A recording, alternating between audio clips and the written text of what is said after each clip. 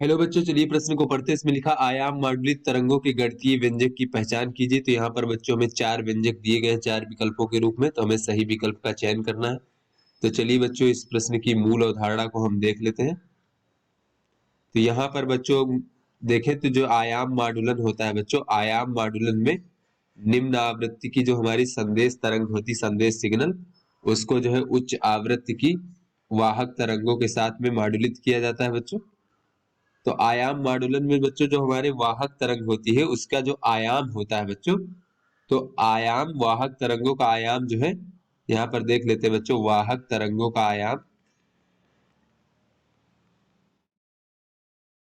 आयाम वो संदेश तरंगों के आयाम के अनुसार मॉडुलित किया जाता है, या फिर ये कह ले कि संदेश तरंगों के आयाम के अनुसार परिवर्तित होता रहता है बच्चों, के आयाम के अनुसार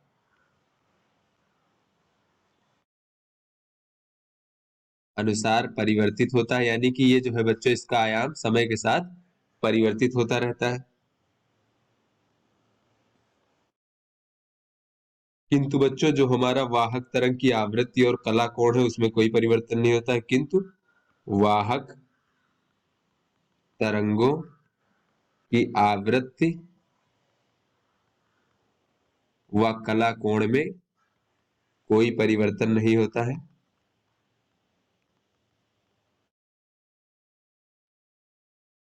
कोई परिवर्तन नहीं होता है। तो यहां से बच्चों अगर हम देखें तो ये हमारा इस प्रकार से अगर संदेश तरंग है बच्चों इस प्रकार से, और यहाँ पर बच्चों इस प्रकार से मान लीजिए ये हमारा वाहक तरंग है बच्चों इस प्रकार से।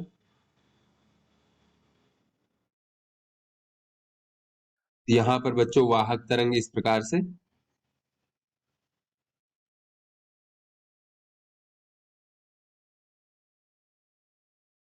जो हमारा संदेश तरंग होता है बच्चों, ये वाहक तरंग के ऊपर अध्यारोपित कर दिया जाता है बच्चों इस प्रकार से।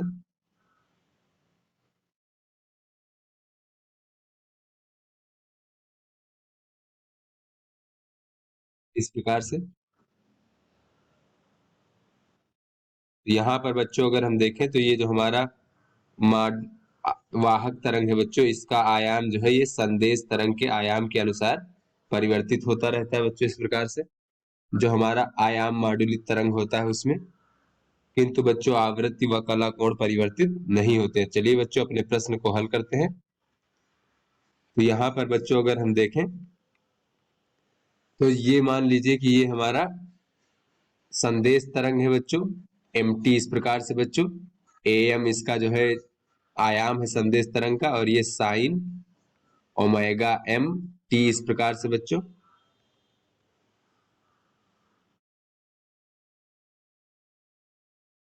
और बच्चों जो हमारी वाहक तरंग है उसे हम ct से प्रदर्शित कर लेते हैं समय के साथ में, और ये ac हो जाएगा हमारे वाहक तरंग का आयाम, और ये हो जाएगा साइन ओमेगा c t इस प्रकार से।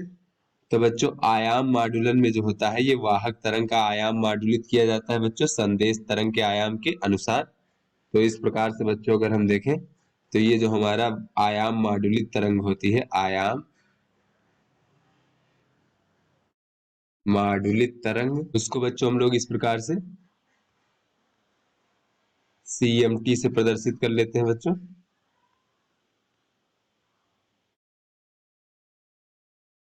यहाँ पर बच्चों जो है ये हमारा आयाम था बच्चों वाहक तरंग का, इसके आयाम में जो है बच्चों ये हमारी संदेश तरंग जुड़ जाती है बच्चों इस प्रकार से। तो इस प्रकार से इसका आयाम जो है मॉडुलित किया जाता है,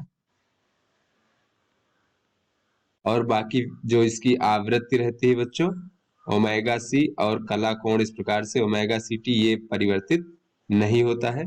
तो यहाँ पर बच्चों हम फाई या कोई भी कला कोण जो रहता है इसका वही वैसा का वैसा ही रहता है बच्चों, ये परिवर्तित नहीं होता है इस प्रकार से। तो इस प्रकार से बच्चों ये हमारा आयाम मॉडुलित तरंग होता है। चलिए बच्चों अपने विकल्पों को देखते हैं और समझते हैं कि जो सही व्यंजक कौन सा है आयाम मॉडुलित तरंग का। तो बच्चों हम ए विकल्प में देखें तो यहाँ पर जो है इस प्रकार से इसके कला कोण में परिवर्तन कर दिया गया है बच्चों, यहाँ पर इस प्रकार से ये हमारा VMT, ये जो है बच्चों ये संदेश तरंग का व्यंजक है, और ये इसके चूंकि जबकि इसके बच्चों आयाम मॉड्यूलित तरंग के जो आयाम है इसमें कोई परिवर्तन नहीं हो रहा है, इसलिए ये गलत है बच्चों।